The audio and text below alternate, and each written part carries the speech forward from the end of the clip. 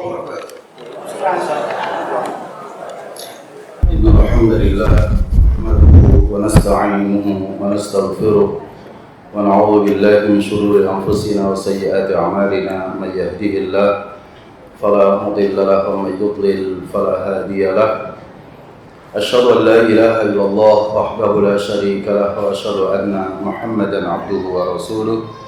اللهم صل وسلم وبارك على نبينا محمد وعلى آله وأصحابه ومن صار على نهجه وتمسك بسنته إلى يوم الدين.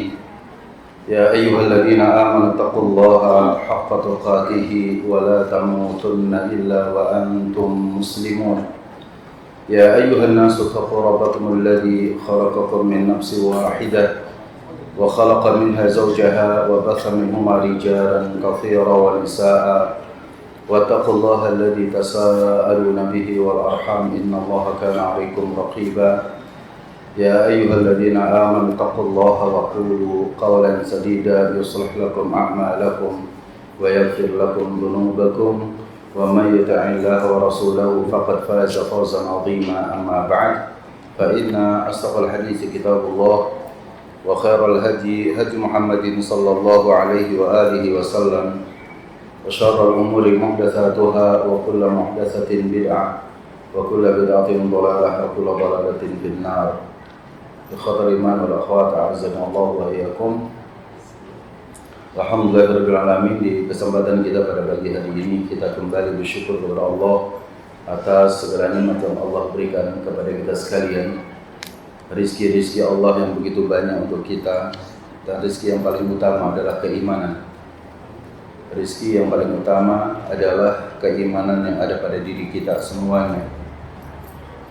Dan juga nikmat Allah yang lain, nikmat sehat walafiat, juga nikmat ilmu dan amal saleh, ya, nikmat waktu sebagai modal dasar dalam kehidupan kita, kita manfaatkan dalam sebaik-baiknya. Semoga Allah Subhanahu wa taala mencintai dan meridhoi semua amal kita. Amin. Allahumma amin. Salawat serta salam senantiasa kita panjatkan, kita sampaikan, kita haturkan kepada baginda Rasulullah sallallahu alaihi wa alihi wasallam, dengan kita terus mengimaninya dan meyakininya, serta terus bersalawat kepada beliau sebagai bagian daripada kecintaan kita kepada beliau. Semoga Rasulullah mencintai kita semuanya, dan Allah Subhanahu wa taala melalui beliau memberikan syafaatnya kepada kita kelak pada kiamat. Amin. Para jamaah yang dimuliakan Allah Subhanahu wa taala, kita masih dalam pembahasan dari kitab prinsip dasar Islam, di mana pada bagian-bagian yang telah disampaikan oleh guru kita semua, Fadilatul Ustaz Yazid bin Abdul Qadir Jawas hafizahullah, dalam buku yang sangat berharga ini untuk kita. Tentunya semua pahala mengalir untuk beliau, dan juga semoga beliau dalam keadaan sehat walafiat, diberikan kepulihan jika beliau sakit, dan diberikan nikmat-nikmat yang untuk beliau sehingga bisa kembali terus mengajarkan ilmu kepada kita sekalian. Amin. Allahumma amin.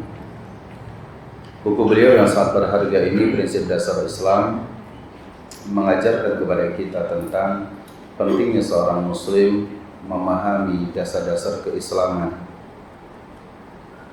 Karena kalau kita tidak memiliki dasar dalam memahami Islam sebagai agama kita, ya, maka kita tidak akan pernah sampai kepada tujuan dalam berislam itu sendiri. Para ulama mengatakan man hurimal usul hurimal wusul. Ini kaidah. Man hurima al usul hurima al wusul. Orang yang tidak sampai kepada memahami prinsip-prinsip tidak akan pernah sampai pada tujuan. Man hurima, siapa yang terhalangi, al-usul, pada prinsip-prinsip, hurima, dia akan terhalangi juga al-usul, untuk sampai.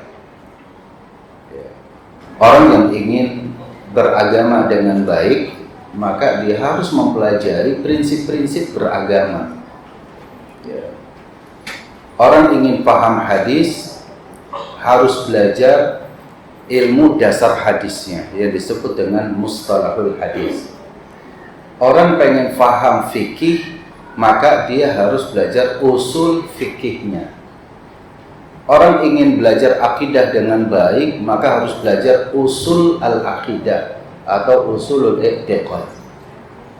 Orang ingin belajar sunnah harus paham usulus sunnah.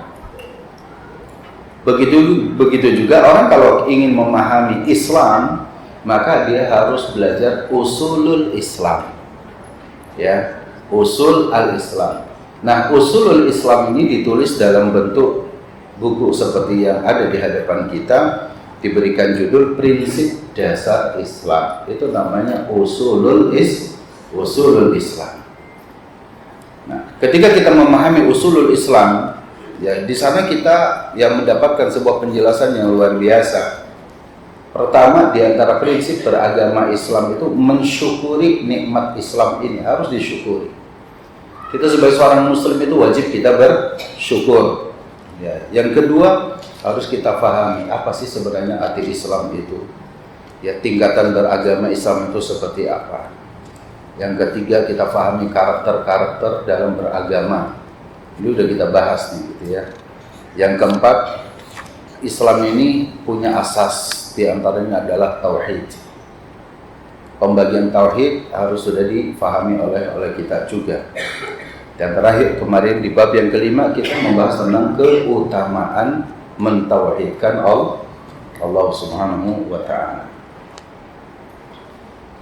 Nah, di kesempatan kita pada pagi hari ini insyaallah di antara prinsip Islam yang wajib kita pahami itu adalah bagaimana cara kita beriman kepada Nabi kita Muhammad sallallahu alaihi wasallam. Karena sebagian umat ada yang dia beriman kepada Allah Subhanahu wa taala, tapi ketika tidak beriman kepada Nabi Muhammad sallallahu alaihi wasallam, maka batal keislaman dia. Ya. Kesesatan yang dialami oleh pengikut ataupun ajaran Ahmadiyah misalkan, yang juga ada di negeri kita, mengadopsi atau mengambil ya, firqah yang sesat ini, Ahmadiyah dari India, Mirza Ghulam Ahmad Al-Qadiani. Saya kira riwayat hidupnya sangat nampak sekali di hadapan kita, bahwa Mirza Ghulam Ahmad ini, ya, Mirza Ghulam Ahmad ini pertama itu mengaku menjadi Imam Mahdi. Sayalah orang yang ditunggu-tunggu kalian semua, wahai kaum muslimin, gitu ya.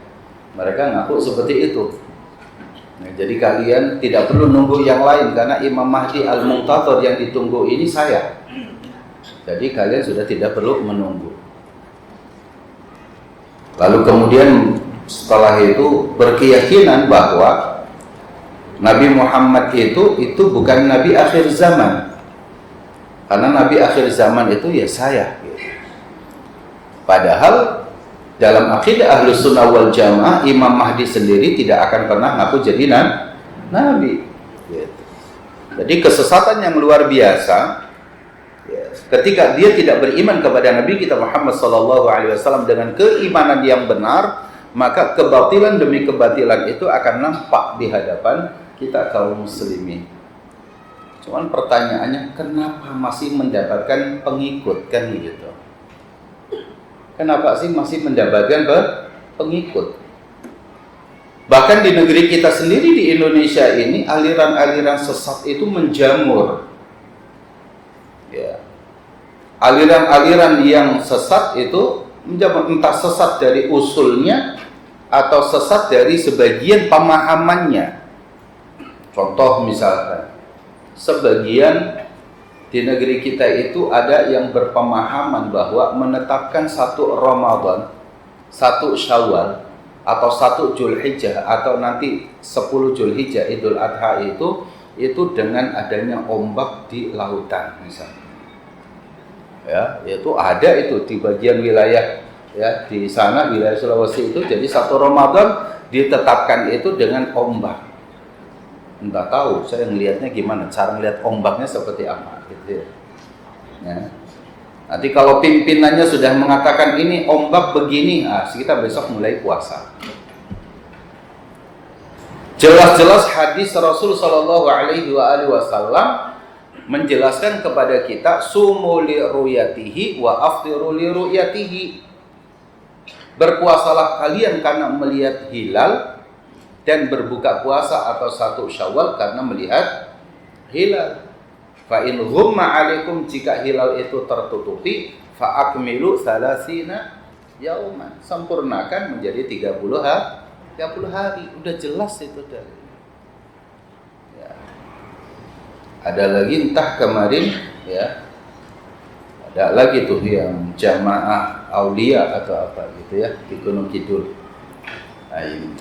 Bermunculan model-model seperti itu. Tahun-tahun sebelumnya aliran-aliran yang sesat dan menyesatkan umat juga itu bermunculan. Ya, ada Lia Eden lah, ada Ahmad Musaddiq lah, ada apa lagi banyak tuh ya. Permasalahannya itu adalah kurangnya keimanan dia atau salahnya dia dalam memahami tentang Nabi kita Muhammad sallallahu alaihi wasallam. Nah, permasalahan inilah yang kemudian dijadikan sebuah prinsip dasar dalam kita beragama Islam, yaitu wajib mengimani Nabi kita Muhammad sallallahu alaihi wasallam.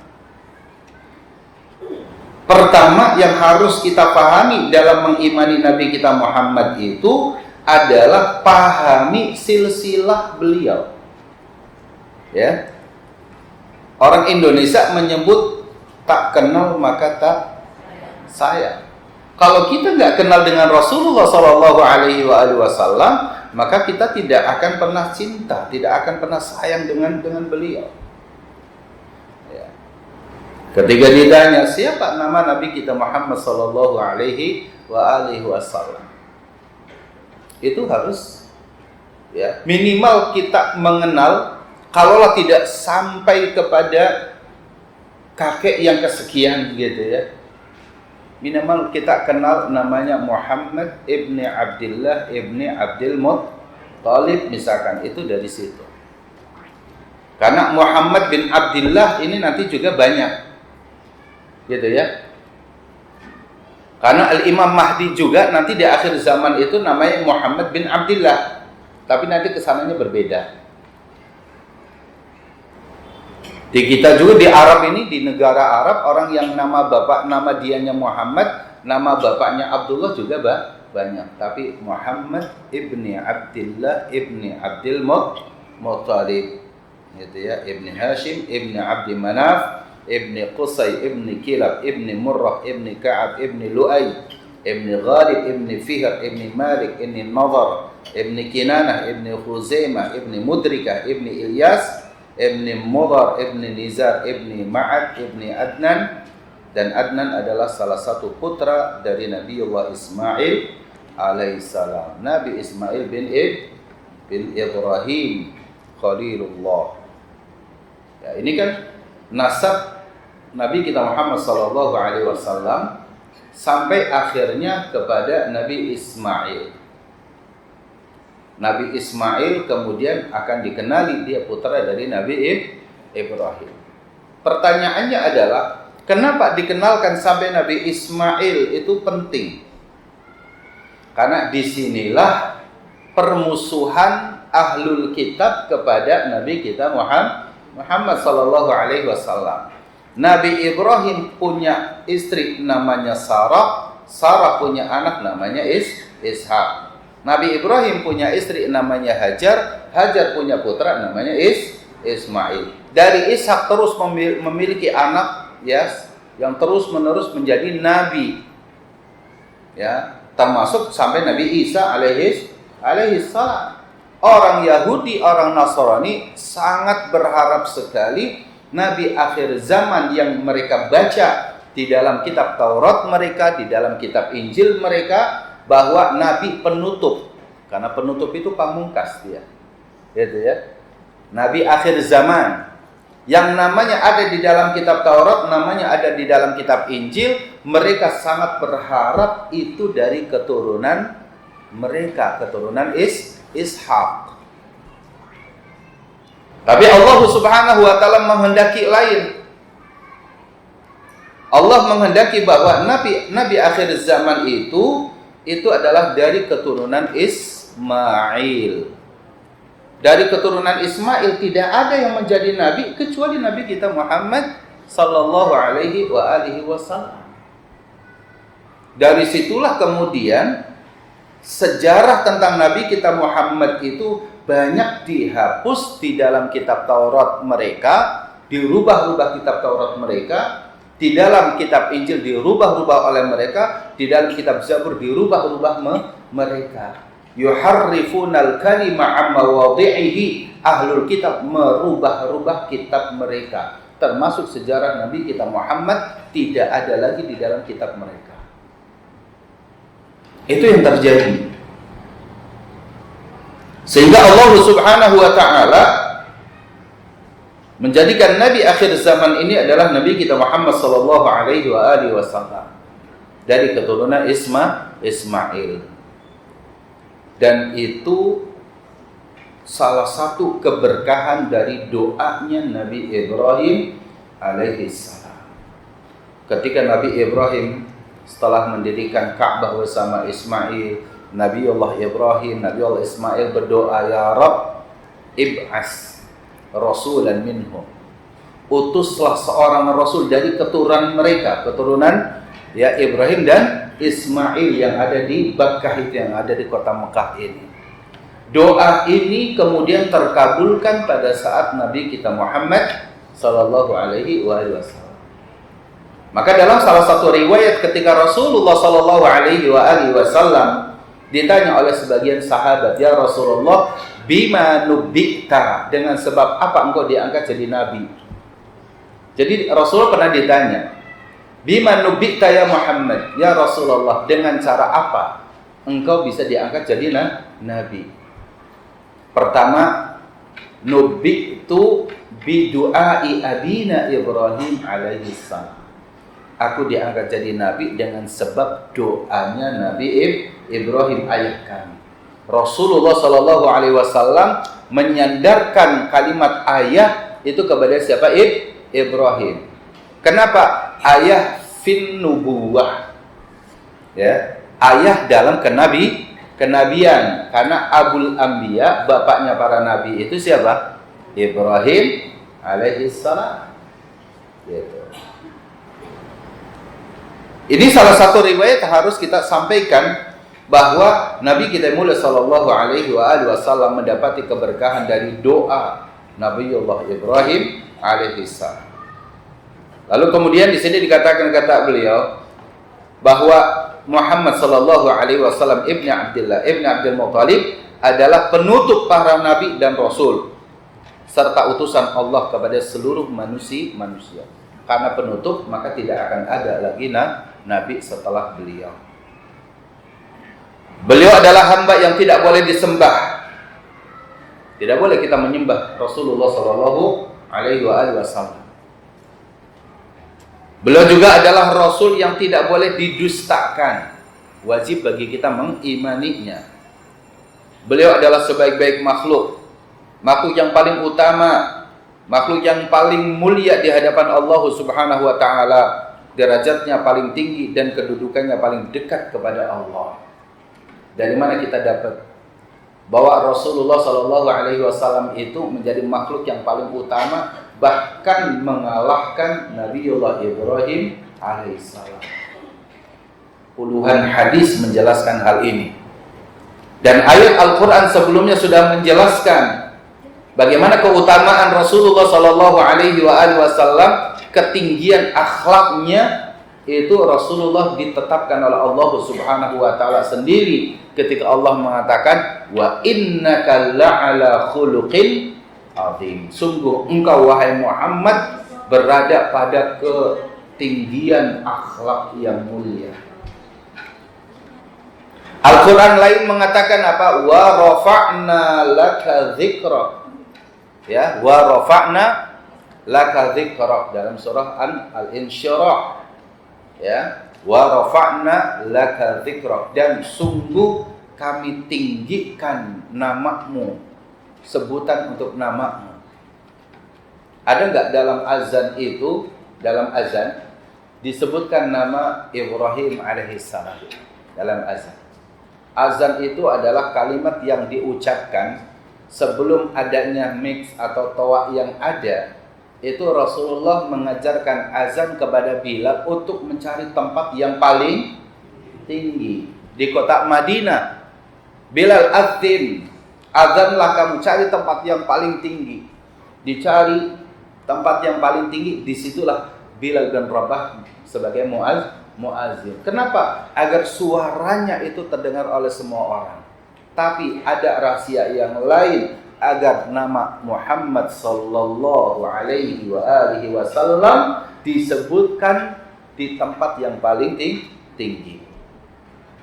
Dan dikatakan dalam hadis, tidaklah nama, dalam hadis qudsi, tidaklah namaku disebutkan dalam salat 5 waktu pada saat muazzin berkumandang, melainkan nama Muhammad juga ikut disebutkan.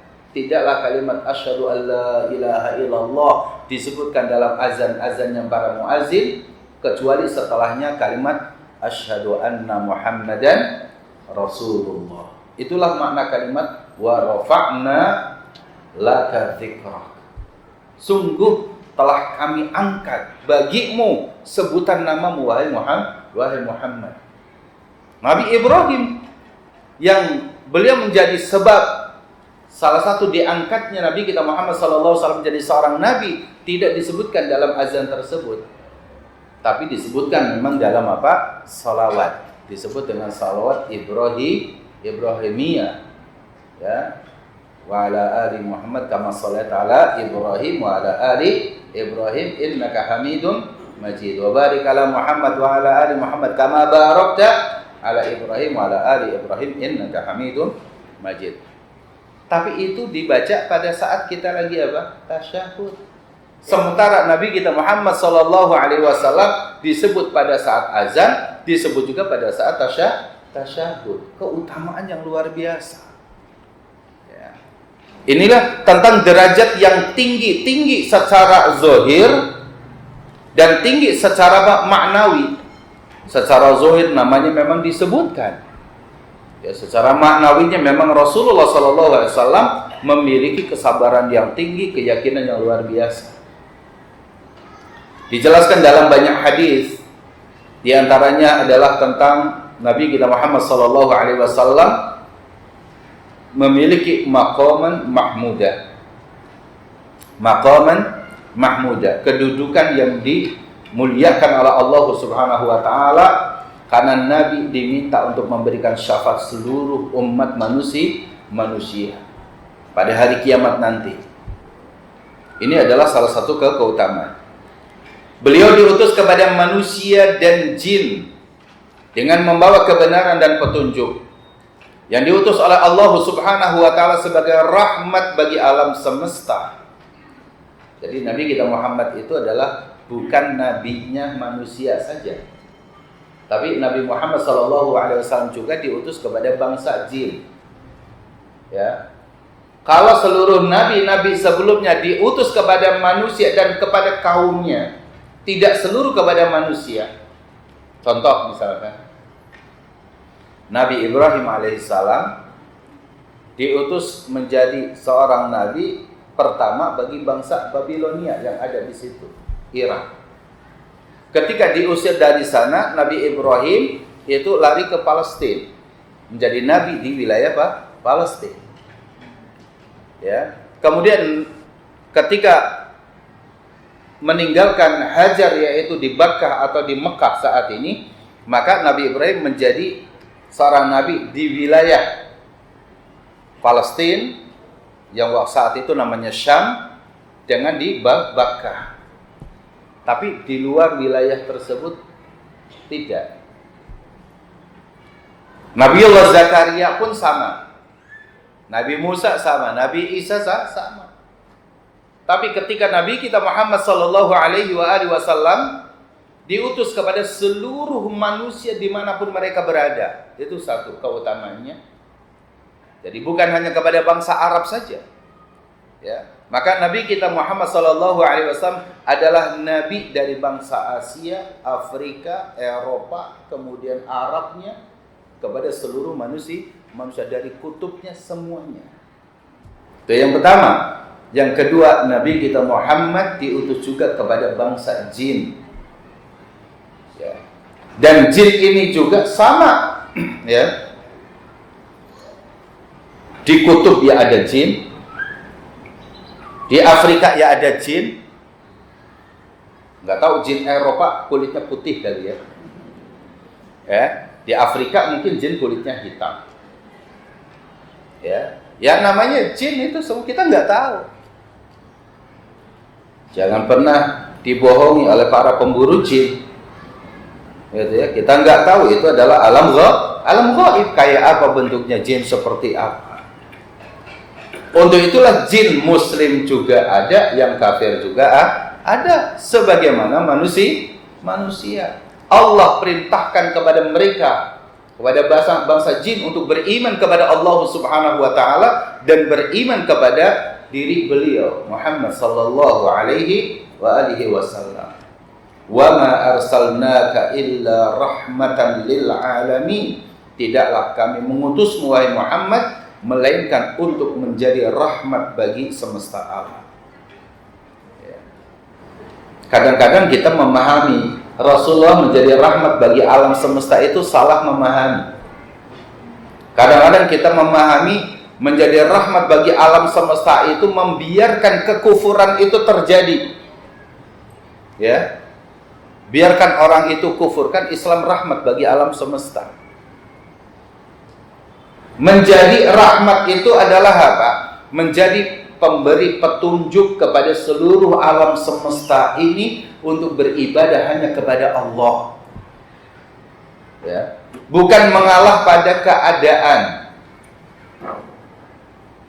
Kalau mengalah pada keadaan, Rasulullah ketika dakwah kepada Abu Thalib tetap, ya, padahal kita tahu Abu Thalib adalah paman beliau. Dari awal ketika Rasul diutus jadi nabi, Abu Thalib tetap tidak bergeming masuk ke dalam agama Islam. Kalau Rasulullah menjadi rahmat bagi alam semesta, lalu tidak perlu lagi mendakwai orang di luar Islam, maka Rasulullah tidak perlu lagi mendakwai Abu Jahal, Abu Lahab, Abu Thalib, gitu ya. Tidak akan mendakwai lagi. Kenapa? Karena Islam rahmat bagi alam semesta.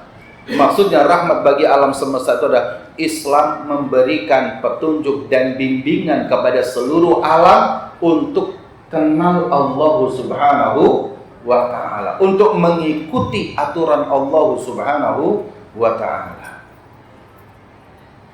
Allah menurunkan kitabnya kepada beliau, memberikan amanah kepada beliau atas agamanya Allah, dan menugaskan Rasulullah untuk menyampaikan risalahnya. Allah telah melindungi beliau dari kesalahan dalam menyampaikan risalah ini, sebagaimana firman-Nya, wa ma yantiqu 'anil hawa in huwa illa wahyu yuha, dalam surah An-Najm ayat 3 dan ayat 4.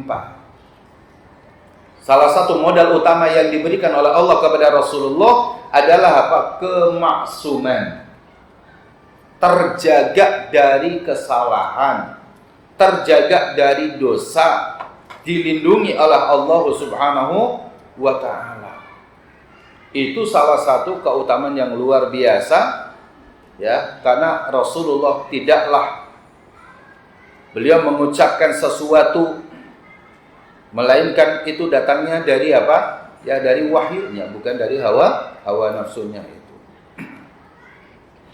Maka Ahlussunnah wal Jamaah di sini mengimani bahwa Allah Ta'ala menguatkan nabinya dengan mukjizat yang nyata dan ayat-ayat yang jelas.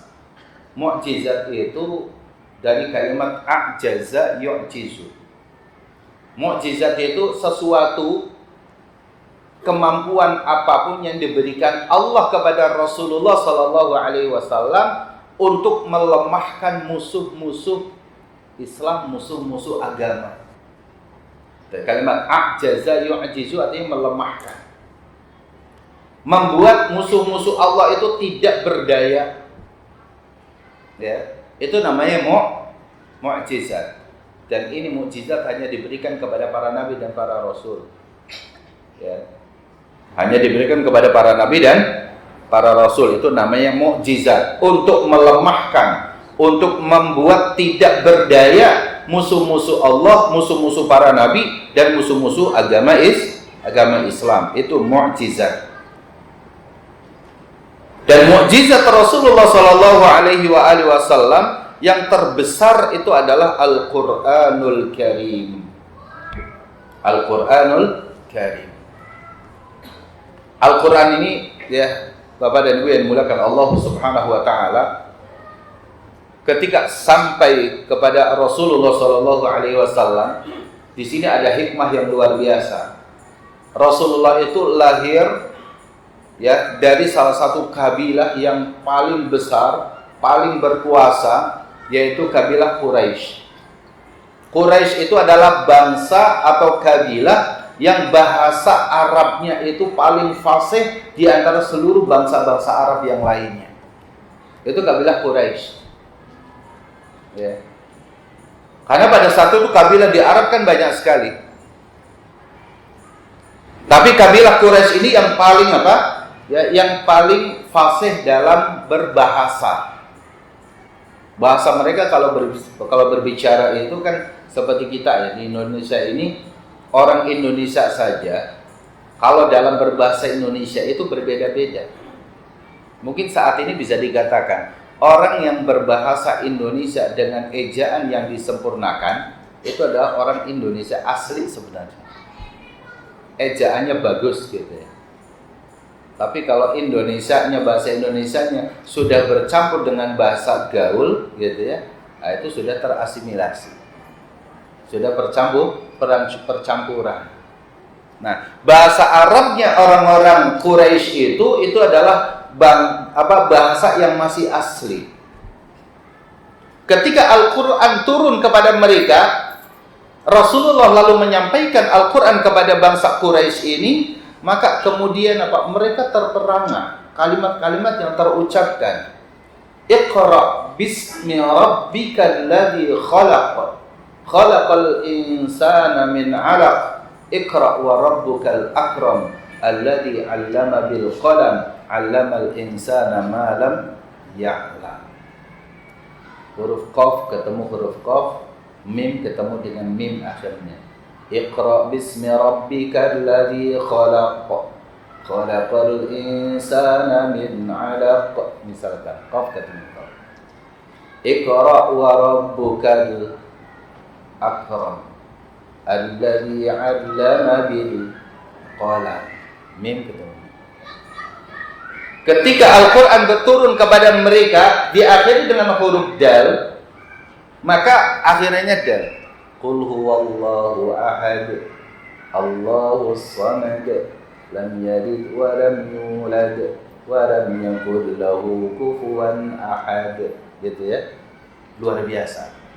Kalimat-kalimat yang luar biasa. Ketika Al-Quran berbicara di akhirinya itu adalah dengan alif pada akhirnya. Ya. Yang itu tanwin di akhir. Maka semuanya alif semua gitu ya. Seperti itu. Nun terus gitu. Inilah salah satu keindahan bahasa yang kata orang-orang Quraisy pada saat ayat itu turun, ini bukan kalamnya Muhammad. Itu kalimat yang terucap. Kata mereka, ya, mereka mengatakan hadza laisa min kalamil bashar. Ini bukan perkataan manusia. Muhammad itu sama dengan kita, bangsaku Quraisy. Tapi kita tidak bisa berbahasa itu, sementara Nabi Muhammad bisa. Muhammad ini bisa berbahasa itu. Pasti bukan dari kalamnya dia. Itu kesaksian yang luar biasa. Ya. Dari sinilah kemudian kemujizatan Al-Quran itu tidak terbantahkan.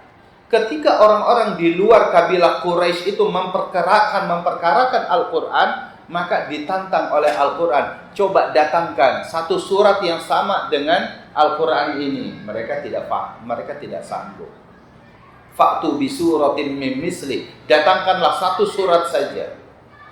Dan itu terbukti ketika Musailamah Al-Kadzdzab ngaku jadi nabi gitu ya, datangkan satu surat saja. Itu enggak mampu. Satu surat misalkan tidak mampu, ya sudah satu ayat. Satu ayat itu pun tidak mampu membuat ya kalimat-kalimat sebagaimana Al-Quran. Jadi disinilah kemampuan Al-Quran melemahkan musuh-musuh Allah Subhanahu wa ta'ala itu bisa ya didapati oleh kita. Kalau kita mau membaca Al-Quran itu dengan ilmunya, kita akan paham di situ. Para ulama tafsir saja misalkan mengatakan bahwa ada seorang ya yang bernama Al-Imam Az-Zamakhsyari. Al-Imam Az-Zamakhsyari itu adalah mufassir Al-Quran. Sayangnya dia keulamaannya sangat diakui oleh ulama Ahlus Sunnah wal Jamaah karena kecerdasan yang luar biasa, bahasa Arabnya luar biasa, ya. Akan tetapi hanya saja dalam masalah akidah dia terkena faham Mu'tazilah. Tapi para ulama salaf, para ulama Ahlus Sunnah mengakui keindahan bahasanya. Sehingga adalah apa? Bahasa-bahasa yang ada di dalam kitab tafsir beliau itu menjadi rujukan bagi bahasa-bahasa tafsir para ulama kita yang lainnya. Hanya saja dihilangkan dari sisi masalah akidahnya karena tidak sepemahaman. Ini salah satu contoh bahwa Al-Quran ketika dipahami dengan ilmunya, maka dilihat dari sisi bahasa akan muncul kemukjizatan yang luar biasa. Orang-orang Quraisy mereka tidak mampu menandingi keindahan bahasa Al-Quran. Maka kalau Al-Quran dibacanya asal-asalan, telinga orang yang awam pun nggak suka mendengarkannya. Betul nggak? Coba kita di Ramadan kemarin, ada di masjid fulan, ada di musola fulan, suara membaca Al-Qur'annya terdengar dari luar. Kita yang baru belajar tajwid saja, ketika ikhfa dibaca idgham dibaca idhar, kepala kita udah pusing. Ketika mat tabi'i dibaca kemudian mat arid li sukun, sementara mat arid li sukun dibaca itu mat tabi'i. Ini orang baca atau apa nih? Faham atau enggak? Kita yang awam aja pendengarannya udah ini. Kenapa? Karena Al-Quran kalau dibaca itu pasti akan apa? Menggetarkan jiwa kita. Kalau Al-Quran tidak mampu seperti itu, kalau kita membaca Al-Quran, tapi Al-Quran tidak mampu mengingatkan kita, berarti ada kesalahan dalam membacanya. Kita membaca Al-Quran Al-Fatihah saja, Masya Allah. Ya. Al-Quran itu mukjizat yang luar biasa. Ya. Maka di sini dikatakan di antara mukjizat tersebut, dan yang terbesar adalah Al-Quran yang dengannya Allah mengemukakan tantangan kepada umat yang paling fasih dan paling mendalam bahasanya, yaitu maksudnya kabilah Quraisy, serta yang paling mampu bermantik sekalipun berlogika. Itu banyak yang tidak bisa mengalahkan Al-Quranul Karim. Ya, kalau Musailamah Al-Kadzdzab ingin menandingi surat Al-Fil saja itu nggak mampu. Kalau kita kan Al-Fil itu kan ya, alam tara kaifa fa'ala rabbuka bi ashabil fil alam yaj'al kaidahum fi tadlil wa arsala 'alaihim tayran ababil tarmihim bihijaratin sijil faj'alahum ka'asfin ma'kul.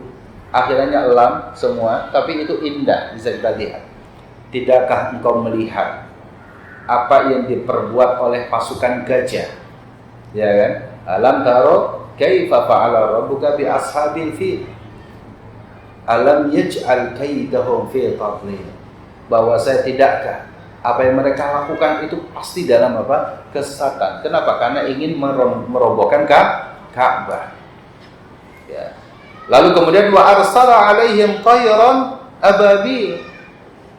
Karena kerusakan dan niat jahat mereka itulah Allah kirimkan kepada mereka burung yang datang berbondong-bondong, datang sekelompok-sekelompok. Tarmihim, yang melempari mereka, bihijaratin, yaitu dengan batu, min sijil, yaitu dari api neraka yang sangat panas.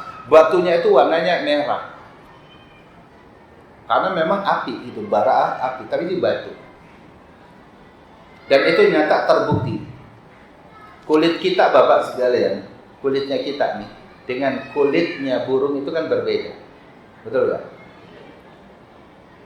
Kulit kita ini dengan api terbakar, tempel di apa namanya, ya, itu di kabel listrik, ya, tersengat gitu ya. Misalkan ada kabel listrik yang kelupas sedikit aja kita pegang, terbakar kita. Seekor burung bertengger di situ, ya kan? Seekor burung bertengger di situ, banyak itu, kulitnya berbeda. Ketika kita mengambil inisiatif ataupun keilmuan dari surah Al-Fil ini, bisa kita pahami ketika Allah kirimkan tayran, burung ababil yang datang. Ababil itu bukan nama burung ya. Sebagian kita, wah ada burung ababil. Ababil itu artinya berbondong-bondong.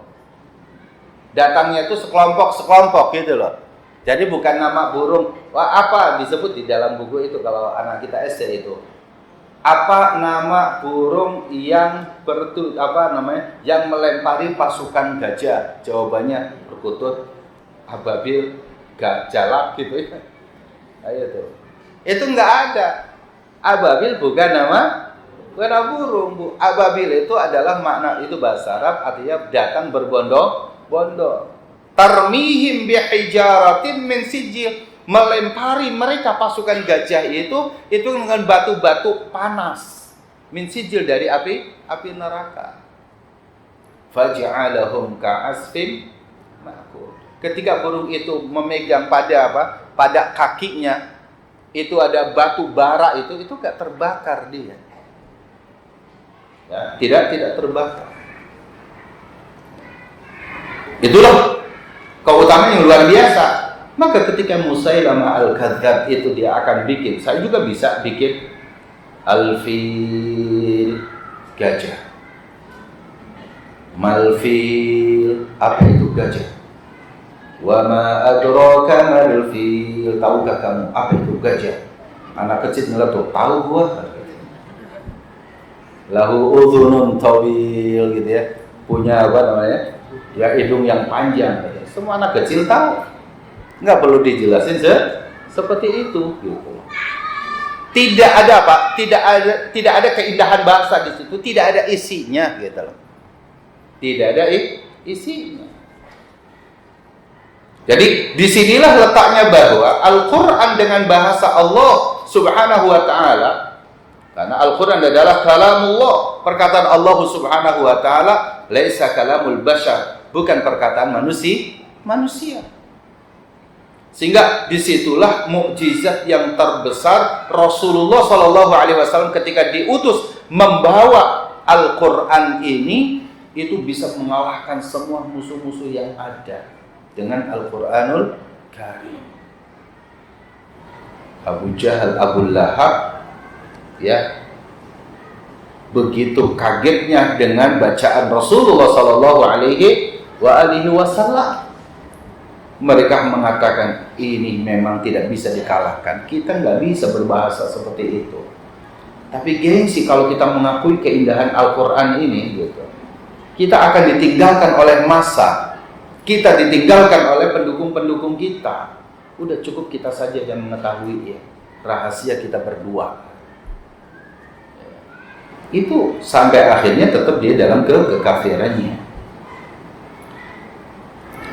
Kemudian di sini dikatakan, kata beliau, mukjizat terbesar setelah Al-Quran yang dengannya Allah menguatkan Nabi kita yang mulia Sallallahu Alaihi Wasallam itu adalah mukjizat Isra dan Mi'raj.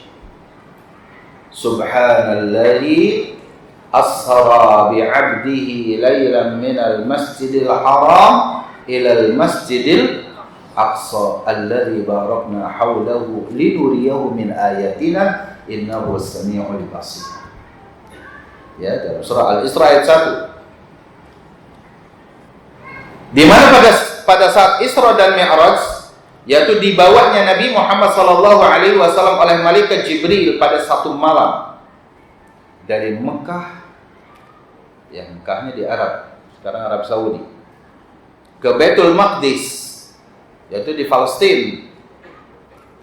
Itu Isra namanya. Isra itu artinya perjalanan malam. Ya, perjalanan waktu malam itu namanya Isra. Kemudian ke langit sampai ke Sidratil Muntaha, itu namanya Mi'raj. Namanya Mi'raj. Isra itu perjalanan malam dari Mekah ke Baitul Maqdis di Palestina. Kemudian Mi'rajnya itu dari Palestina, dari Masjidil Baitul Maqdis atau Masjid Aqsa di situ, terus naik sampai ke Sidratil Muntaha, langit yang ketujuh. Di langit ketujuh di bawah arsy Allah Subhanahu wa taala ada Baitul Ma'mur. Baitul Ma'mur. Nah, beliau melakukan Isra dan Mi'raj dengan ruh dan jasadnya dan dalam keadaan sadar. Ini wajib kita imani. Dalam keadaan sadar. Bukan Rasulullah lagi tidur langsung dibawa. Memang sadar. Ya. Dan disitulah hukum-hukum alam, ya, itu tidak berfungsi lagi pada saat itu atas izin Allah Subhanahu wa taala. Ya, setiap kali kita naik ke atas itu berapa minus derajatnya. Orang bisa beku. Ya. Misalkan 35.000 di atas permukaan laut saja, gitu ya, kita di dalam pesawat itu kan nampak berapa minus derajat di luar sana. Kalau di kita di dalam pesawatnya dinginnya itu karena apa? Ya karena AC yang ada gitu ya. Tapi di luaran sana itu minus derajatnya sampai sekian puluh. Orang kalau keluar udah nggak ada lagi kehidupan. Ya, beku langsung dia. Tapi baginda Rasulullah SAW diperjalankan jasadnya dan rohnya sekaligus dibawa oleh malaikat Jibril. Dan itu wajib kita imani, akidah Ahlussunnah wal Jamaah. Karena sebagian orang mengatakan Rasulullah itu Isra dan Mi'raj itu hanya rohnya saja, jasadnya tidak. Jasadnya itu ada di bumi, di atas bumi, di rumah. Pada saat itu kalau tidak salah Rasulullah itu sedang berada di rumah salah satu istri beliau, yaitu Maimunah. Ya. Dan itu bisa dibuktikan pada malam hari itu bahwa Rasulullah tidak di situ. Ya. Rasulullah SAW diajak oleh Jibril dia. Berarti jasadan wa ruha, jasad dan ruhnya. Nah, ini salah satu kemukjizatan baginda Rasulullah SAW, dan ini bagian-bagian daripada prinsip wajib kita mengimani kemukjizatan Rasul. Dan banyak sekali kemukjizatan Rasul. Bulan terbelah misalkan jadi dua, ya kan? Keluar dari jadi jemari Rasul SAW dalam safar itu air yang bersih, sehingga dari para sahabat itu bisa meminumnya. Ya, dalam sebuah safar baginda Rasulullah SAW. Semua mukjizat itu sudah berhenti kemukjizatannya pada saat Rasulullah wafat, kecuali Al-Quranul Karim. Kecuali Al-Quranul Karim.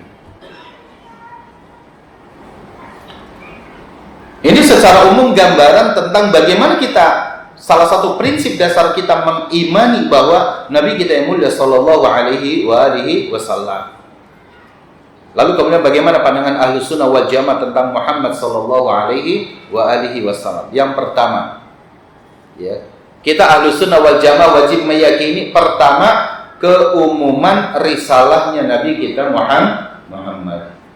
Itu wajib kita yakini. Rasulullah itu diutus bukan hanya untuk manusia bangsa Arab saja, tapi Rasulullah diutus kepada seluruh manusia, ya Arabnya, ya Eropanya, ya Afrikanya, ya Asianya, ya Australianya, gitu ya.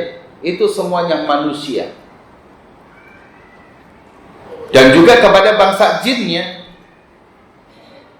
Maka di surah Saba Allah Subhanahu wa taala berfirman, "Wa ma arsalnaka illa kaffatan linnas." Dan kami tidaklah mengutus kamu melainkan kepada seluruh umat manusia kaffatan linnas. Ya. Basyira sebagai pembawa berita gembira, wa nadhira pemberi kabar peringatan. Walakinna aksaran nasi la ya'lamun. Akan tetapi kebanyakan manusia tidak mengetahuinya. Ya, tidak mengetahui. Bahkan Nabi kita mulia sallallahu alaihi wasallam menjelaskan tentang diri beliau sallallahu alaihi wasallam. Ya. Apa kata Rasulullah sallallahu alaihi wasallam? U'titu khamsan lam yu'tahunna ahadun qabli. Aku dikarunia 5 perkara, ya, yang tidak pernah Allah berikan kepada seorang pun dari para nabi dan para rasul. Ada 5 keutamaan yang khusus Allah berikan kepada Nabi Muhammad dan tidak Allah berikan kepada nabi-nabi dan para rasul. Para nabi itu jumlahnya 124.000 nabi. Ya, 124.000 nabi. Ada yang tidak dikenal oleh kita, pasti banyak. Karena ada nabi-nabi yang namanya muncul di Zabur, di Taurat, di Injil, dan tidak muncul kecuali nabi-nabi tertentu yang ada di dalam Al-Quran. Yang bilangannya barangkali hingga 25 nabi dan rasul. Ada yang kemudian dari 124.000 nabi, kurang lebih 313, ada riwayat 315 diangkat menjadi seorang rasul. Disitulah kemudian dibedakan oleh para ulama, ma huwan nabi wa ma huwar rasul. Apa itu nabi dan siapa itu nabi, siapa itu rasul. Pertama, ada persamaan, dan yang kedua ada perbedaan. Persamaannya yang harus diyakini oleh kita, seluruh nabi dan rasul itu laki-laki. Allah tidak pernah mengutus seorang nabi dan rasul dari kalangan perempuan. Maka kalau itu udah jelas lah, Lia Eden berarti sesatkan gitu aja. Ya kan? Dulu Lia Eden juga itu bukan tidak berdasar dia ngaku jadi nabi. Karena sebelumnya juga itu ada orang bernama Sajjah di zaman Nabi, namanya Sajjah. Itu seorang wanita yang ngaku jadi nabi. Rebutan pengikut dengan Musailamah, ya, rebutan pengikut tuh, pendukung. Akhirnya mereka kompromi. Setelah kompromi, kata mereka berdua, kita nikah saja, biar pendukungnya tidak lari kemana-mana. Jadi kamu nabi, saya juga nabi. Akhirnya mereka nikah. Musailamah menikahi Sajjah, gitu ya. Mereka jadi suami istri. Ketika didakwai oleh sahabat Rasul bahwa tidak ada nabi setelah Rasulullah Shallallahu Alaihi Wasallam, kalian wajib bertaubat. Istrinya bertaubat nih saja, kembali masuk ke dalam agama Islam. Musailamah tidak bertaubat dia sampai matinya dibunuh. Jadi dari persamaan itulah kita dapati itu laki-laki. Yang kedua, semuanya dapatkan wahyu. Nabi dan Rasul semuanya dapat wahyu. Yang ketiganya, dapat mukjizat semuanya. Nabi dan Rasul pasti dapat mukjizat. Karena untuk berhadapan dengan musuh-musuh Islam, musuh-musuh Allah, itu diberikan mukjizat untuk melemahkan mereka. Ada perbedaan di mana seorang nabi itu itu melanjutkan syariat Nabi yang sebelumnya. Syariatnya sama. Kalau seorang Rasul itu didapati bahwa dia bisa melanjutkan syariat yang lama dengan dipilihkan, ya, ini masih berlaku, ini enggak, kan gitu, seperti itu. Tapi diberikan kepadanya syariat yang baru. Syariat yang baru. Haji misalkan. Haji juga dulu sudah ada. Maka firman Allah tentang haji itu kan ditujukan kepada manusia. Walillahi 'alan nas. Kepada manusia. Hajjul bait, menunaikan ibadah haji. Man istata'a ilaihi sabila. Mereka tawaf juga. Sa'i, mereka sa'i. Kan kita tahu bahwa sa'i itu sendiri itu perjalanan, ya, dari Hajar alaihi salam gitu. Ya kan? Perjalanan Hajar. Yang sering kita dengar adalah apa? Syariat puasa Nabi Daud. Oleh kita masih diamalkan enggak? Diamalkan. Tapi Allah Subhanahu wa taala turunkan syariat yang baru kepada Nabi kita Muhammad untuk berpuasa, wajibnya hanya puasa Ramadan dalam satu bulan, itu 1 bulan Ramadan puasa. Ya. Sedangkan puasa Nabi Daudnya dijadikan puasa sunnah yang paling utama, bisa mengalahkan puasa Senin Kemis, bisa mengalahkan puasa Ayyamul Bid 3 hari pada setiap bulannya. Dari mana Ustaz bahwa puasa Nabi Daud lebih utama? Sahabat yang mengamalkan itu. Kata sahabat, ya Rasulullah, aku ingin melakukan puasa. Berapa hari saya puasa? Sudah, kamu puasa 3 hari saja setiap bulan. Tanggal 13, 14, 15 setiap bulan Hijriah. Itu Ayyamul Bid. Hari-hari putih. Kenapa hari-hari putih? Bid. Karena pada hari itu terang benderang gitu, yang namanya apa? Bulan. Tanggal 13, 14, 15. Cahaya bulan itu menerangi seluruh alam semesta. Pada hari itulah kalian berpuasa. Apa kata Rasul? Inni utiqu dzalik ala dzalika. Saya lebih kuat dari itu. Saya pengen puasa tambahan lagi. Ya sudah. Senin dan Kamis kamu puasa.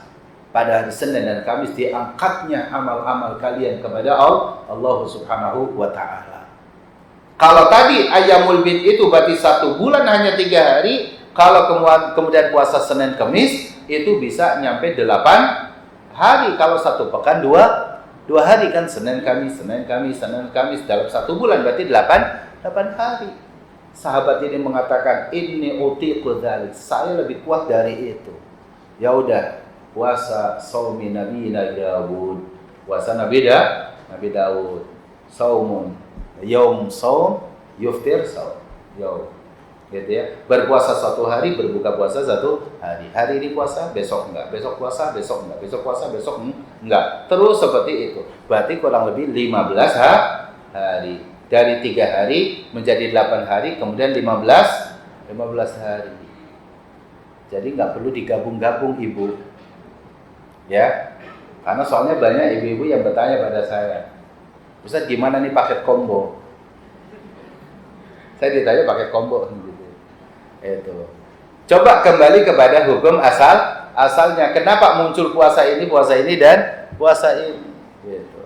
Karena kenapa? Karena kalau ibu berpuasa Nabi Daud itu pasti tidak akan pernah bisa puasa Senin dan Kamis.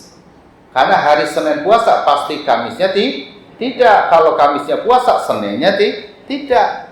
Karena yang namanya puasa Nabi Daud pasti selang-seling. Kalau hari Rabunya puasa, itu Nabi Daud, hari Kamisnya ibu puasa karena hari Senin Kamis, batal tuh puasa Nabi Daudnya. Ya kan? Dan itu bisa takalluf, bisa membebani diri. Ya kan? Nah, ini hati-hati di situ. Jadi kalau kita banyak ingin puasa kuat, ya udah puasa Nabi Daud. Tapi ujiannya ada aja, Ustaz, yang memang begitu. Lagi puasa banyak undangan. Itu tantangannya kan begitu gitu. Lagi puasa nih, ada aja yang nawari makanan. Kalau lagi nggak puasa, kagak ada. Segala sesuatu memang butuh diuji. Ya kan, butuh ujian. Ini harus kita pahami. Ya, jadi ini salah satu contoh saja ya, itu puasa Nabi Daud. Syariatnya Nabi Daud itu masih tetap diamalkan oleh Rasulullah Sallallahu Alaihi Wasallam untuk umat yang cinta berpuasa selain di bulan Ramadan. Ya, baik. Nah, di sini dikatakan aku diberikan, dianugerahi 5 perkara yang tidak pernah diberikan kepada seorang pun dari rasul-rasul sebelumku. Jadi ini luar biasa. Keutamaan baginda Rasulullah sallallahu alaihi wasallam. Apa itu? Yang pertama, nusirtu birru'bi masirata syahrin. Aku diberikan pertolongan oleh Allah dengan takutnya musuh mendekatiku dari jarak 1 bulan perjalanan. Ya. Ini nyata ya. Bapak dan Ibu yang dimuliakan Allah Subhanahu wa taala. Jadi ini sangat nyata sekali. Kata Rasulullah sallallahu alaihi wasallam, aku diberikan pertolongan oleh Allah itu dengan apa? Dengan diberikannya rasa takut kepada musuh-musuhku itu selama 1 bulan perjalanan. Jadi kalau Rasulullah itu di Madinah, ada musuh Rasulullah itu datang menemui Rasulullah itu perjalanan 1 bulan, rasa takutnya sudah ada di situ. Jadi ketika orang-orang Quraisy dia datang dari misalkan dari Mekah ingin menuju ke Madinah, itu rasa takut mereka itu sudah luar biasa. Itu dari pasukan yang bawahnya itu. Kan biasanya kalau pemimpin itu jarang di depan. Ya. Kalau menerima penghormatan, iya pemimpin itu di depan. Tapi kalau suruh perang, pemimpinnya di belakang, kan begitu. Ya kan? Nah, prajurit-prajuritnya itu rasa takutnya itu 1 bulan perjalanan dia sudah gemetar duluan. Dan itu terbukti pada masa Umar bin Khattab. Apa kata Umar bin Khattab? Orang-orang Kaisar Romawi dan Persia ketika mendengar Umar bin Khattab akan datang kepada dia, itu mereka sudah gemetar duluan. Bahkan mereka tidak percaya ketika harus apa? Kata mereka apa? Jangan sampai pasukan Umar datang kepada kita. Kita dulu susul ke sana.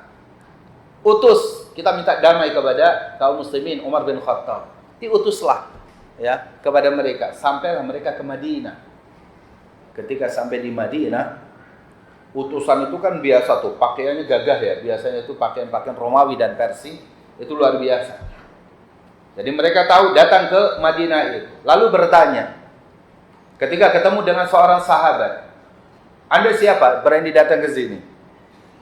Saya diutus oleh Kaisar Romawi untuk berjumpa dengan pimpinan kalian Umar bin Khattab.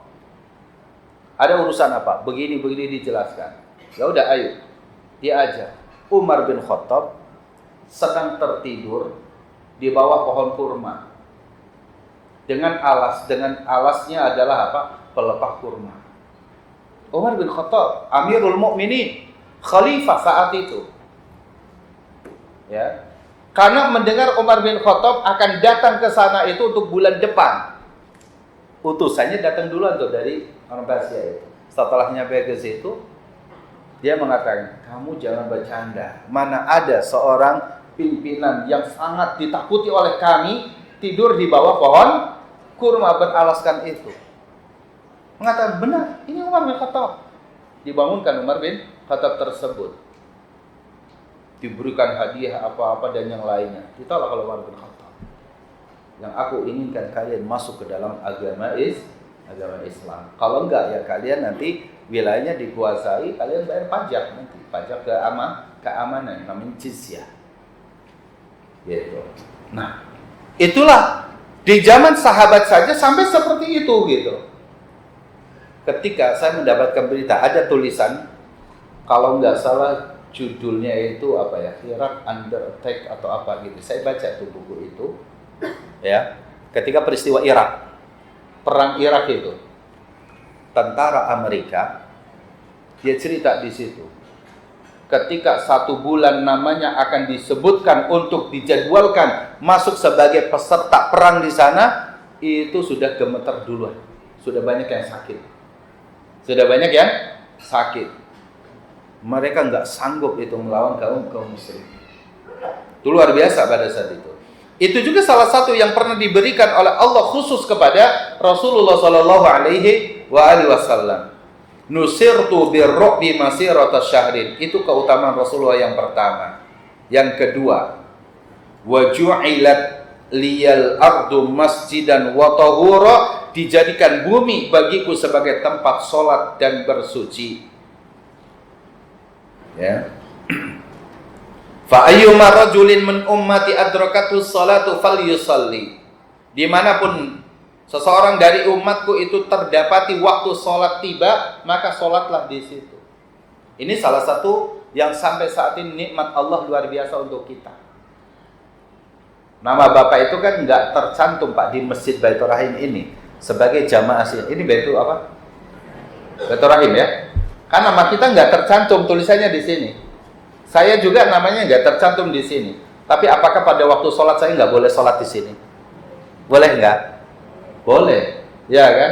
Nama kita itu nggak tercantum di Masjid Atin, tapi sholat asar kita lewat di situ. Bolehkah kita sholat di situ? Boleh. Tidak ada satupun masjid dimanapun, kita mau ke Masjidil Haram, kita Masjidil Aqsa, kita mau kemana, tidak ada larangan. Waktu sholat tiba kita boleh sholat di tempat tersebut. Tapi mohon maaf, kalau kita ke gereja, dilihat dulu, ini jamaat kita bukan. Ya kan? Ada tuh absennya. Ada absennya. Begitu juga di tempat lain. Kenapa? Karena ini menjadi apa? Kekhususan yang Allah berikan kepada Nabi kita Muhammad. Petani di tengah sawah, pakaiannya sedang kotor, lumpur seperti itu, sudah masuk waktu sholat, basah-basahan, tidak sempat bawa ganti, ambil wudhu di situ sholat dengan pakaian yang ada. Yang kalau pulang dia akan habis waktu misalkan. Nelayan yang sedang berada di tengah laut terombang-ambingkan ombak, sholat di atas perahunya.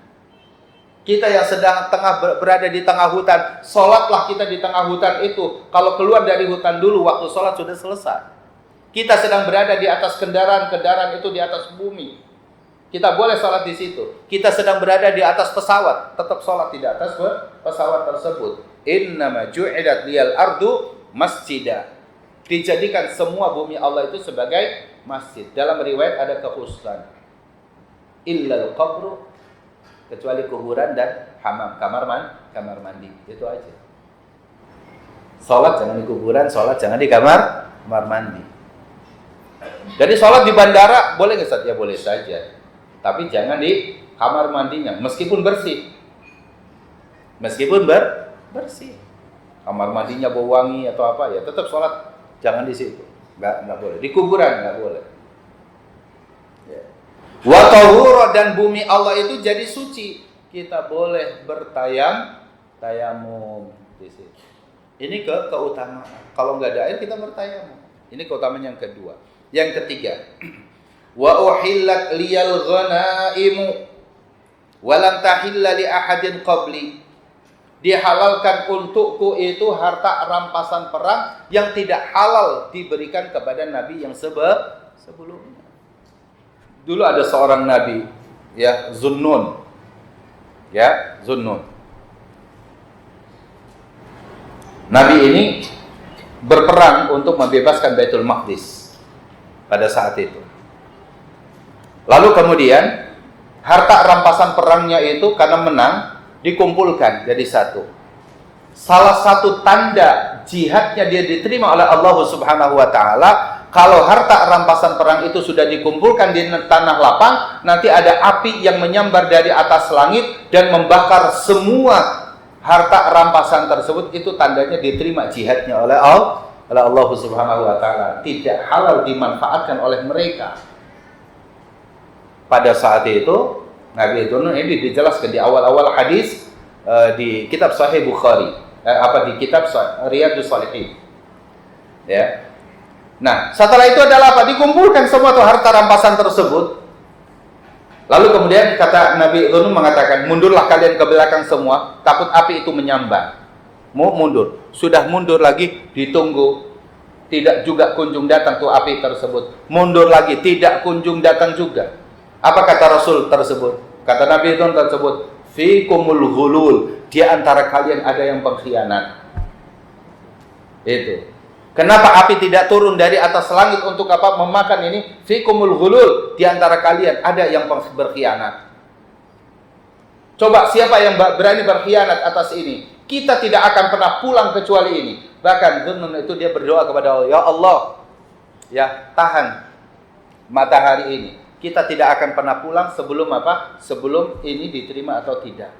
Maka dia mengatakan kepada matahari, wahai matahari, kata Nabi Dhunnun ini, saya berjalan di atas muka bumi ini atas perintah Allah, engkau pun berjalan di atas langit itu atas perintah Allah. Saya minta kamu tunggu dulu, jangan sampai terbenam sebelum keputusan ini diterima atau tidak. Matahari berhenti, Pak.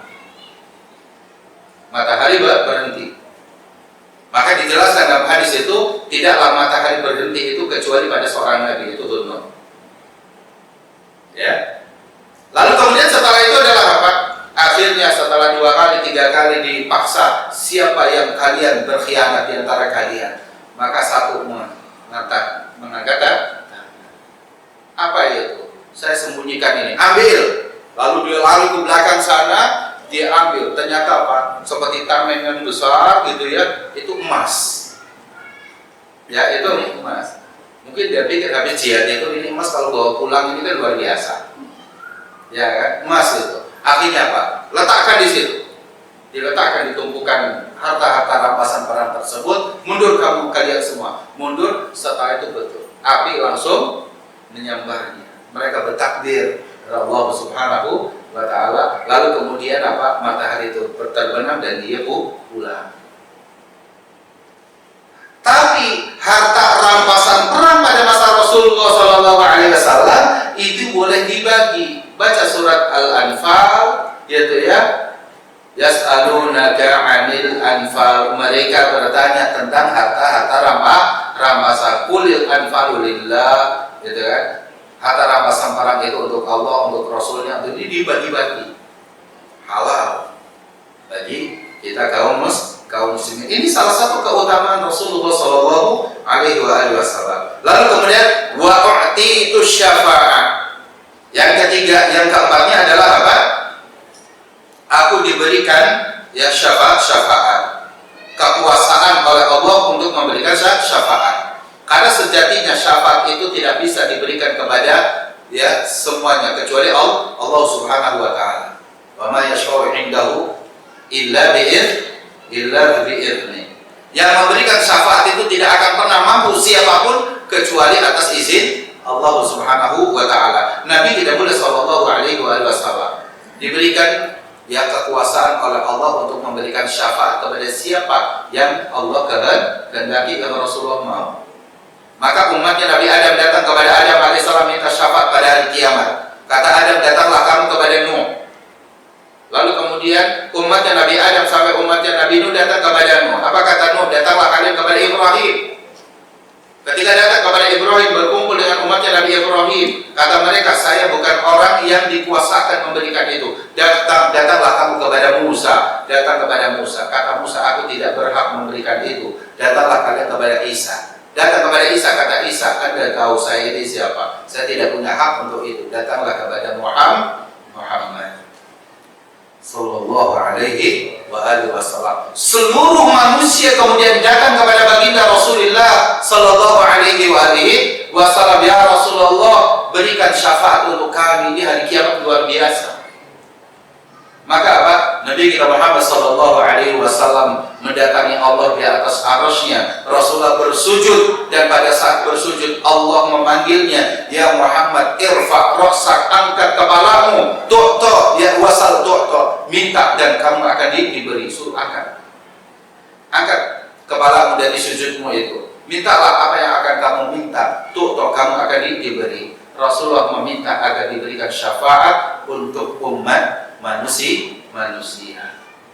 Ini ayat ini atau hadis ini mengatakan wa'atitu syafa', aku diberikan syafaat. Memang hanya Nabi kita Muhammad sallallahu alaihi wasallam yang diberikan kekuasaan oleh Allah di akhir zaman untuk memberikan pertolongan. Orang yang banyak dosa ditolong dengan ini, orang yang keluarganya ada yang mati syahid ditolong karena sebab keluarganya mati syahid. Allahu akbar. Bagaimana kemudian kita tidak lahir cinta kita kepada baginda Rasulullah sallallahu alaihi wasallam yang keutamanya luar biasa. Kemudian yang kelima, wa kana nabiyyu yub'atsu ila qaumihi khassatan, dan para nabi yang diutus oleh Allah itu diutus kepada kaumnya secara khusus. Wa bu'istu, sedangkan aku diutus kata Rasulullah ilan nasi ammatan, kepada seluruh manusia. Ini luar biasa keutamaan yang Allah berikan kepada Nabi kita Muhammad sallallahu alaihi wasallam.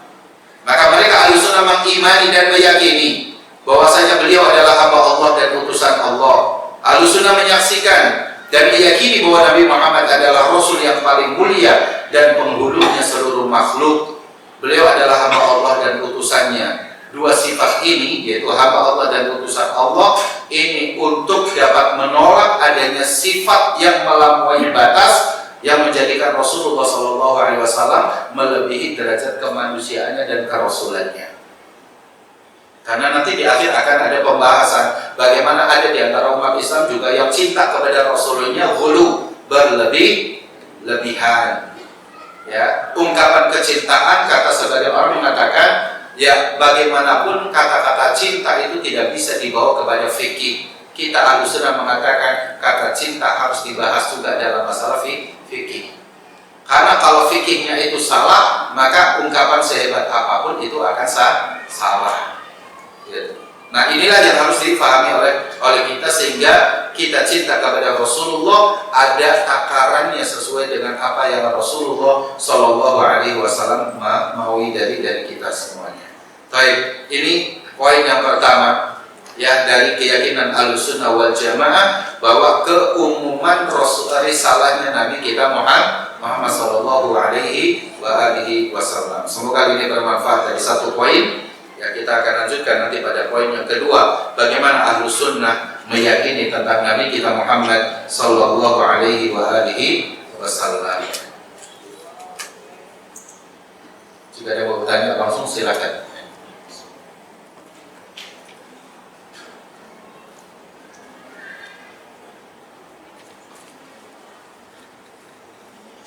Kalau tidak ada pertanyaan dari tulisan yang ada. Assalamualaikum warahmatullahi wabarakatuh. Izin bertanya Ustaz, mengapa banyak orang yang memperingati Maulid Nabi sebagai cinta mereka kepada Nabi? Maulid itu sebetulnya apa artinya? Milad apa artinya? Ya, Maulid itu kelahiran. Ya, Maulid tempat kelahirannya atau waktu kelahiran. Maulid ya itu tempat lahir atau waktu lahir. Ya, itu Maulid. Milad itu hari ulang tahunnya. Ya, milad. Ulang tahun dari kelahiran itu milad. Ya, dari satu kata dasar yang sama, walada, yalidu, wilada. Walada lahir, ya wilada persalinan atau kelahiran. Kalau kemudian di sini dikatakan mengapa banyak orang memperingati Maulid Nabi sebagai cinta mereka kepada Nabi, kita katakan bahwa kalaulah kemudian ungkapan cinta itu dibenarkan hanya dengan mengulang atau merayakan hari lahirnya Nabi, mestinya itu tidak dilakukan oleh kita. Kenapa? Jawaban yang paling utamanya itu adalah apa? Karena tanggal lahirnya Nabi itulah tanggal wafatnya Nabi. Ya, ini harus kita pahami. Tanggal lahirnya Nabi, hari lahirnya Nabi, itulah hari wafatnya dan tanggal wafatnya Nabi. Lahirnya hari Senin, tanggalnya 12 Rabiul Awal. Wafatnya Rasul hari Senin, tanggalnya 12 Rabiul Awal juga. Betul nggak? Lihat sejarah yang ada. Ya. Tanggalnya Rasul itu 12 Rabiul Awal pada saat lahir. Harinya hari Senin. Wafatnya Rasul hari Senin juga 12 Rabiul Awal. Sama nggak? Sama. Yang beda apa? Tahunnya. Kalau kemudian kita merayakan lahirnya Nabi karena bentuk kecintaan, mestinya kita tidak mungkin mencintai Rasul dengan wafatnya Rasul. Betul nggak? Karena wafatnya Rasulullah itu musibah yang terbesar bagi umat ini. Musibah terbesar bagi kita adalah ketika wafatnya baginda Rasulullah sallallahu alaihi wasallam. Dalam sejarah, ketika wafatnya Rasul, Umar bin Khattab itu sampai mengancam dengan mengatakan apa? Siapa yang mengatakan bahwa Muhammad itu mati akan aku penggal leher mereka. Karena kecintaan Umar kepada siapa? Rasulullah sallallahu alaihi wasallam. Siapa yang mengatakan hari ini bahwa Muhammad telah mati akan aku penggal leher mereka. Umar bin Khattab cintanya luar biasa. Yang pernah ditegur oleh Rasulullah langsung. Suatu hari mereka berdua sedang safar. Lalu apa kata Umar bin Khattab? Ya Rasulullah, aku sangat mencintaimu sebagaimana aku mencintai diriku sendiri. Apa kata Umar? Kata Rasulullah, saya tidak mau itu. Saya mau kamu mencintai aku melebihi cinta kamu pada diri kamu sendiri. Apa kata Umar? Kalaulah itu, ya, aku mencintaimu melebihi cintaku pada diriku sendiri. Kata Rasul yang akhirnya mengatakan, barulah engkau benar wahai Umar.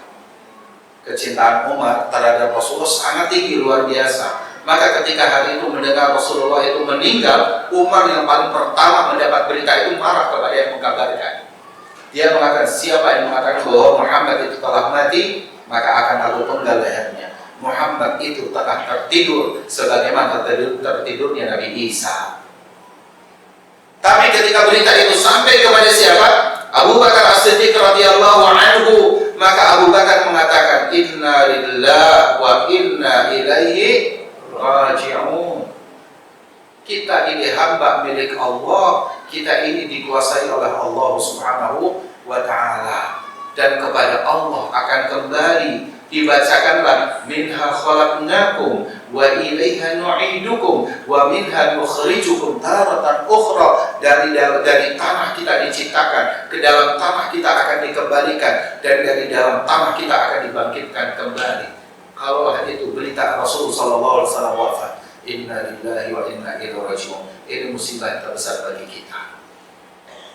Maka ketika mendapati pertentangan yang seperti itu, apa kata Abu Bakar As-Siddiq radhiyallahu an? Man kana ya'budu Muhammadan fa Muhammadun qad mat wa man ya'budu Allah fa Allahu hayyun la yamut. Siapa yang menyembah Muhammad, Muhammad telah mati, telah wafat. Tapi siapa yang menyembah Allah Subhanahu wa ta'ala, Allah hayyun la yamut, Allah tetap hidup dan tidak akan pernah mati. Dari situlah Umar bin Khattab terperanjat dengan kalimat siapa? Abu Bakar As-Siddiq radhiyallahu anhu, bahwa Rasulullah itu adalah manusia, punya batas waktu.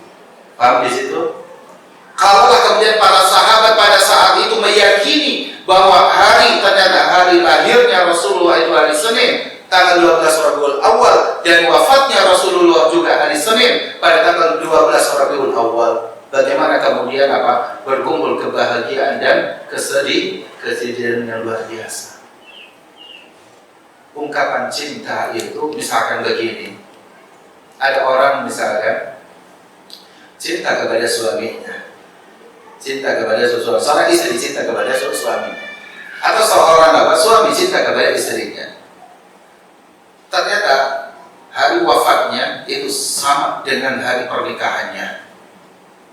Mau ulang tahun hari pernikahan pada hari itu, siapa yang berani akan mengatakan di hari wafat istrinya, suaminya yang mengucapkan selamat ulang tahun pernikahannya pada saat itu?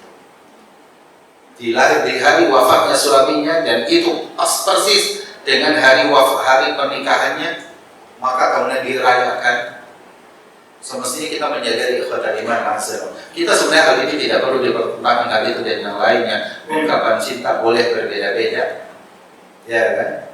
tapi sesungguhnya ada takaran-takaran, ada timbangan-timbangan, ada tuabit, ketentuan-ketentuan yang harus kita jaga. Kecintaan kepada Rasulullah yang paling utama itu adalah apa?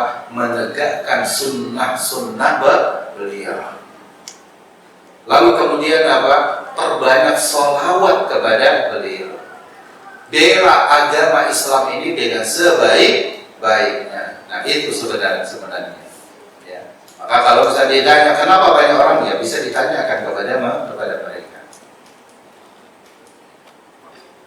Ustaz, apa itu sholat tahiyatul masjid? Kapan pelaksanaannya? Tahiyatul masjid. Mungkin tahiyat ya, mungkin ya. Ya. Tahiyat itu artinya penghormatan, pemuliaan. Ya. Sholat tahiyatul masjid, sholat 2 rakaat yang dilakukan pada saat kita masuk masjid. Ada yang mungkin bertanya, Ustadz, kenapa Ustadz masuk ruangan ini tidak sholat? Saya sempat tanya, katanya sehari-harinya tidak dipakai untuk sholat 5 waktu. Saya pernah bertanya, masjid ini di bawah ini katanya tidak digunakan untuk sholat 5 waktu, gitu. Yang dipakai sholat 5 waktu katanya di atas, maka saya tidak sholat tahiyatul masjid di sini. Kalau saya kajiannya di atas dan saya berapa kali ngisi kajian kajian di atas, ya saya tetap sholat tahiyatul masjid. Gitu. Karena tahiyatul masjid itu untuk memuliakan, menghormati masjid yang memang dipakai setiap 5 waktunya untuk sholat, gitu ya. Nah, pelaksananya ketika kita masuk masjid, jangan langsung duduk. Disunahkan kita sholat tahiyatul masjid. Bagaimana kalau pas lagi kita masuk masjid, pas iqamah, gitu kan? Maka tidak perlu sholat, karena sholat wajib itulah juga sama dihukumi untuk memuliakan masjid. Baik. Dan apakah selagi berada di masjid kita boleh mengerjakannya sekali saja pada saat kita masuk masjid? Tapi ketika kita batal lalu kita keluar, lalu kita berwudu karena tempat wudhunya di luar masjid, masuk masjid lagi kita bisa sholat tahiyatul masjid. Gitu ya. Kira-kira seperti Allah Ta'ala a'lam. Mengapa akhir-akhir ini banyak sekali berita tentang pembunuhan dan kekerasan? Apakah orang yang meninggal dengan cara dibunuh, misalnya sampai dengan cara meninggal mutilasi, itu memang takdirnya meninggalnya sudah tertulis dengan demikian? Apakah takdir bisa dirubah? Takdir bisa dirubah dengan doa. Saya balas dulu, saya jawab dulu yang kedua. Dalilnya adalah hadis Rasul, la yuraddul qadaru illa doa. Tidaklah ada yang bisa menolak takdir kecuali doa. Karena kita pada hakikatnya tidak tahu takdir kita itu seperti apa.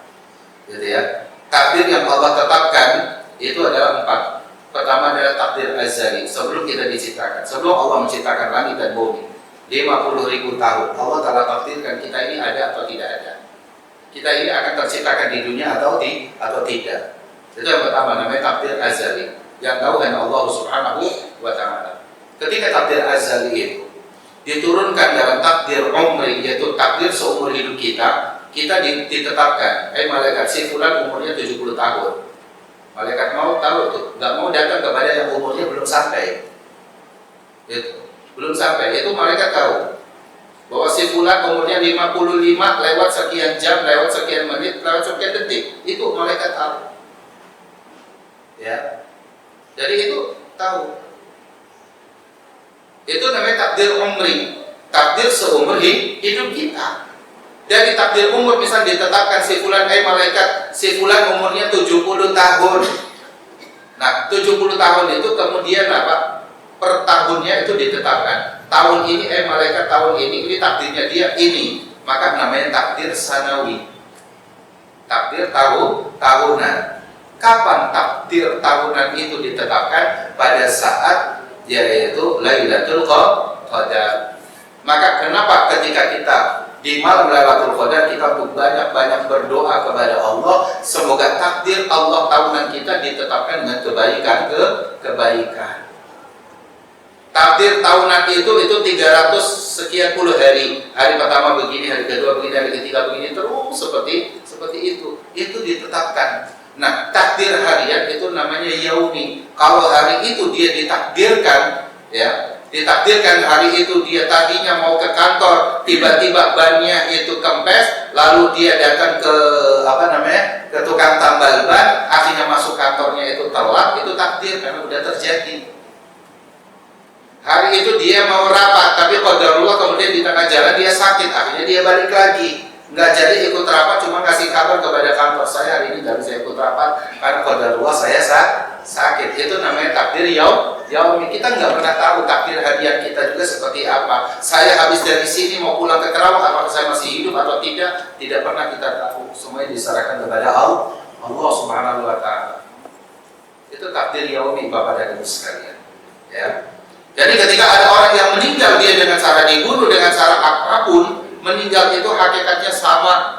Mau jatuh dari pesawat, mau dimakan ikan hiu, mau apa, semuanya sama. Wa inna lil mauti lasakarat, kematian ini punya rasa sakit yang luar biasa. Dan ketika kematian itu datang, semuanya pasti akan dikumpulkan jasadnya. Meskipun dia sudah menjadi apa, makanan-makanan ikan, makanan-makanan apa, itu tetap. Apa kata rohnya? Mana jasadku? Mana jasadku? Maka Allah kembalikan tuh jasad yang sudah dimakan ikan itu, dikeluarkan kembali lalu menyatu, meskipun kuburannya nggak diketahui. Maksud itu ya. Jadi ketika kita misalkan kita melihat ada orang tuh naik pesawat, tiba-tiba pesawat itu jatuh sampai ke laut, nggak ada satupun yang selamat. Bangkai pesawat itu masih ada, ditemukan oleh penyelam setelah sekian tahun. Tapi orangnya udah tinggal kepalanya, tinggal tengkoraknya dan lain-lain. Tapi kita tahu hakikatnya bahwa jasadnya itu sudah dikumpulkan kembali dengan apa? Ya, dengan rohnya. Karena roh itu akan bertanya, mana jasadku, mana jasadku. Hadis Rasulullah SAW mengatakan apa? Idza wudi'a al-'abdu fi qabrihi, apabila manusia itu telah mati dan diletakkan di dalam kuburnya, ya, lalu kemudian rohnya itu naik ke atas, ya, dibawa sampai kemudian kalau dia mukmin, rohnya itu diturunkan oleh malaikat, dikumpulkan kembali dengan jasadnya. Jadi jasad yang berserakan tetap mudah kembali. Ketika Nabi Ibrahim alaihissalam mengatakan, ya, wa idh qala Ibrahim rabbi arini kaifa tuhyil mauta, duhai Rabbku, perlihatkanlah kepadaku bagaimana engkau menghidupkan mayat yang sudah mati itu. Maka apa kata Allah Subhanahu wa Ta'ala? Awalam tu'min, tidakkah engkau beriman dengan aku? Qala bala walakin liyatma'inna qalbi, aku pasti beriman kepadamu ya Allah, tapi untuk lebih menenangkan hatiku. Maka apa kata Allah Subhanahu wa Ta'ala? Kata Allah mengatakan, ambillah itu 4 ekor burung. Ya, 4 ekor burung. Lalu kemudian burung itu cincang satu persatu, semuanya dikumpulkan jadi satu. Fasurhunna ilaika.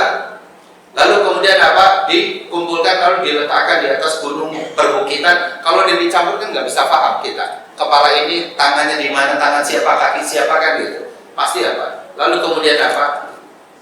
Fat'uhunna. Panggil dia tuh. Dipanggil. Summat'uhunna ya'tina kasa'ya.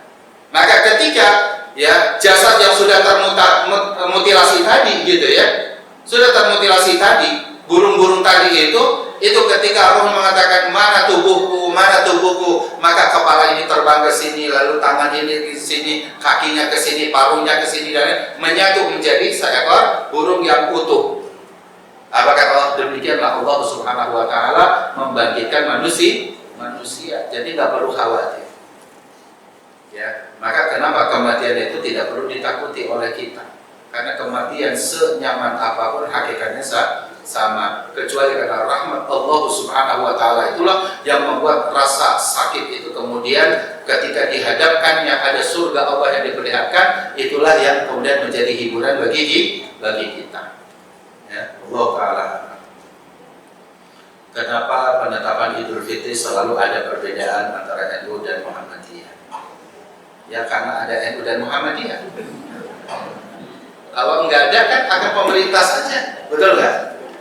Kalau saya sih secara awamnya saya mengatakan kepada pemerintah itu batasi kewenangan Ormas untuk mengurusi hal seperti itu. Cukup kumpulkan ulama-ulamanya di majelis sidang dan tidak boleh keluar suara kecuali suara pemerintah. Boleh kita bangun ormas apapun, Muhammadiyah, NU, Persis, apa gitu, semuanya gitu kan, itu boleh saja karena itu bagian wilayah dakwah dimanapun itu boleh mengajak manusia kenal kepada Allah Subhanahu Wa Taala, mengajak kaum muslimin untuk cinta kepada Rasulullah Sallallahu Alaihi Wasallam. Tapi dalam untuk persatuan seperti ini, ya mestinya itu adalah apa? Serahkan urusannya kepada ulil amri, kepada pemerintah gitu ya, dibatasi kewenangan. Kalau tidak dibatasi maka setiap orang akan apa? Ya terbukti hanya seorang pemimpin majelis taklim aulia itu bisa kok Idul Fitrinya 4 hari sebelum Muhammadiyah, sebelum NU, sebelum pemerintah. Ya, nanti ketua majelis taklim siapapun lagi nanti akan repot kayak gitu, ya kan? Majelis taklim ini, majelis taklim ini, majelis taklim ini. Ini negara apaan kan gitu istilahnya nanti. Ini salah satu contoh. Jadi pertanyaannya bukan kenapa penetapan itu selalu berbeda, karena ya memang kita ini belum bersatu gitu ya, mengikuti ketetapan pemerintah gitu. Allah Ta'ala. Tapi semoga kedepannya akan ada ya, harapan kita sih, saya sebagai orang awam dengan masyarakat secara umum, ya kita kembali ormas itu boleh berjalan dengan dakwahnya masing-masing, tapi tidak masuk dalam wilayah-wilayah yang akan mengganggu ya persatuan dan persatuan umat. Assalamualaikum warahmatullahi wabarakatuh. Kalau Nabi Muhammad itu juga Nabi terakhir, bukan cuma untuk manusia, juga untuk bangsa jin. Pertanyaannya, apakah bangsa jin itu juga berpedoman pada Al-Quran? Apakah mereka juga sholat, puasa, haji seperti muslim lainnya? Iya, sama persis. Ya, jin juga suruh sholat 5 waktu, jin juga suruh puasa. Salah satu contohnya adalah apa? Ya, kita dapati ketika misalkan ada orang dikatakan ada orang sholat, Rasulullah Shallallahu Alaihi Wasallam mengatakan di masjid itu juga ada jin yang ikut sholat. Gitu, ya, ada ikut sholat. Bahkan jangankan jin, dalam riwayat tentang sholat Jumat, siapa yang datang ke masjid pertama kali maka dia akan mendapatkan pahala seperti orang berkorban dengan seekor unta. Siapa yang datang pada waktu yang kedua akan mendapatkan pahala sebagaimana dia berkorban dengan seekor sapi. Siapa yang datang pertama kali, yang ketiga pada waktu ketiga akan mendapatkan pahala sebagaimana orang berkorban dengan seekor kambing. Yang datang pada waktu keempat seperti berkorban dengan seekor ayam. Yang datang pada waktu kelima itu seperti orang berkorban dengan sebutir telur. Yang datang ke waktu keenam ada dalilnya? Tidak ada. Dalilnya mengatakan apa? Ketika datang waktu yang keenam di mana khatib itu sudah naik ke atas mimbar, maka malaikat-malaikat yang mencatat di pintu-pintu masjid sudah mengabaikan mereka yang datang, meninggalkan pintu-pintu itu lalu mendekati ke mihrab atau mendekati ke mimbar di mana khatib itu berkhutbah. Para malaikat duduk di situ dan mendengarkan khutbahnya. Itu malaikat. Ya, bagaimana dengan jinnya dan manusianya kalau dia tidak mendengarkan khutbahnya para khatib? Maka jadi khatib itu hati-hati. Jangan hanya diyakini di depan itu hanya orang-orang yang awam. Di depan itu ada jin, di depan juga ada malaikat yang menyaksikan kita khutbahnya benar atau tidak. Ya. Itu berat. Jadi khatib itu berat. Nah, ini jadi sama, jin juga diperintahkan untuk beribadah. Wa ma khalaqtul jinna wal insa illa liya'budun. Al-Dzariyat ayat 56. Itu dalil yang paling utama. Allah Ta'ala a'la wa a'lam. Inilah para jamaah yang berkata Allah Subhanahu wa Ta'ala. Semoga dari pembahasan yang sedikit ini kita bagi nanti dalam pembahasan bab yang ke-6 ini pada beberapa pembahasan. Semoga ini bermanfaat. Aku berkata wa astaghfirullah li wa lakum. Assalamualaikum warahmatullahi wabarakatuh.